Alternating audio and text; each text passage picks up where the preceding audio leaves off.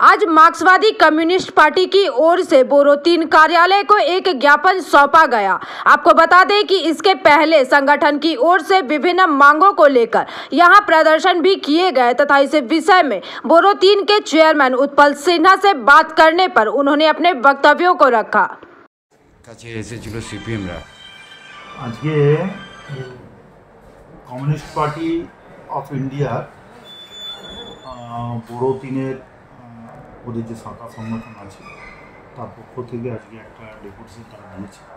বেশ কিছু তাদের চার্টার অফ ডিমান্ডে আছে, তার মধ্যে রেলপার এলাকায় জলের সমস্যা দিয়েছে, কিছু জায়গায় দিয়েছে রাস্তার অবস্থা খারাপ, রামনবমী শান্তি শৃঙ্খলা, রেলপার অঞ্চলে ড্রাগের ব্যাপারটা দিয়েছে, সরকারিভাবে স্বাস্থ্যসাথী বা অন্যান্য যেসব সুবিধা আছে বার্ধক্য ভাতা বিধবা ভাতা এই বিষয়গুলোও তারা দিয়েছে।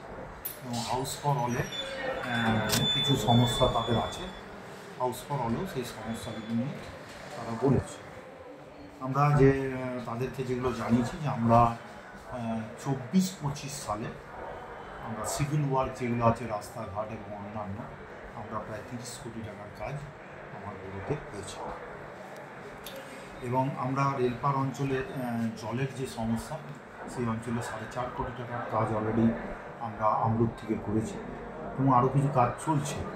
জলের সমস্যা যেগুলো ছিল আমরা আইজি প্রকল্প আমরা ডামরাতে করছি, তাতে দুটো সেক্টরে জামুরিয়া এবং ভাগুগুড়ি অঞ্চলকে একটা সেক্টরে ভাগ করব এবং একটা সেক্টর আমাদের রেলপার অঞ্চলে থাকবে।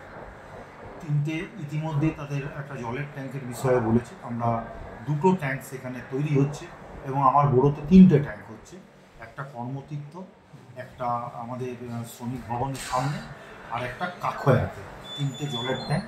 এই 3টে জলের ট্যাঙ্ক হয়ে গেলে আমাদের ঠিক পপুলেশন এলাকা, বিশেষ করে রেলপার এই এলাকা জলের সমস্যাটা অনেকটাই মিটে যাবে। আর পরিষ্কার পরিচ্ছন্নতা নিয়ে যে কথা বলেছে, আমরা সুডার পক্ষ থেকে কর্পোরেশনের নেতৃত্বে আমরা প্রত্যেক বাড়িতে বালতি দিয়েছি, পচনশীল অপচনশীল এই ময়লাগুলো কালেকশন করার জন্য। আমাদের নির্মল সাথীর মেয়েরা দিনরাত পরিশ্রম করছে। একটা নতুন প্রকল্প, এটা রূপায়ণ করতে, বাস্তব জায়গায় আনতে একটু সময় আমাদের লাগছে। এটাতে মূলত দরকার পাবলিক অ্যাওয়ারনেস, এটা আমরা আস্তে আস্তে তৈরি করছি। এটা একটা নতুন দিগন্তের সূচনা হবে।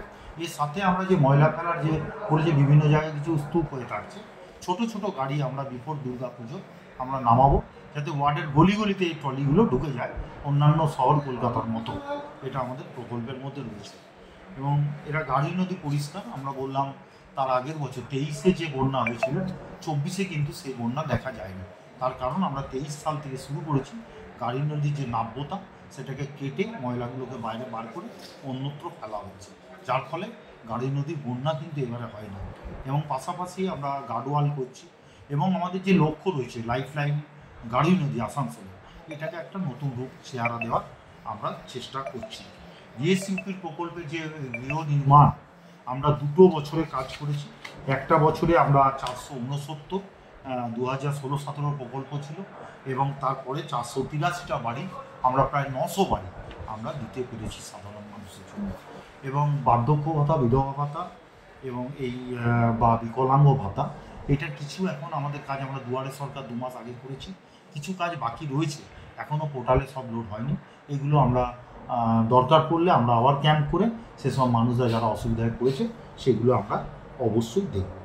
এটাই আমাদের কর্পোরেশনের পক্ষ থেকে আমরা এই কাজ করছি মানুষের জন্য, মানুষের সাথে, মানুষের পাশে। এবং কর্পোরেশন আপনাদের পাশে, আপনারাও কর্পোরেশনের সাথে থেকে আমাদের এলাকার উন্নয়নে হাতে হাতে। आसनसोल से बिजू मंडल की रिपोर्ट, पीवीटीवी न्यूज।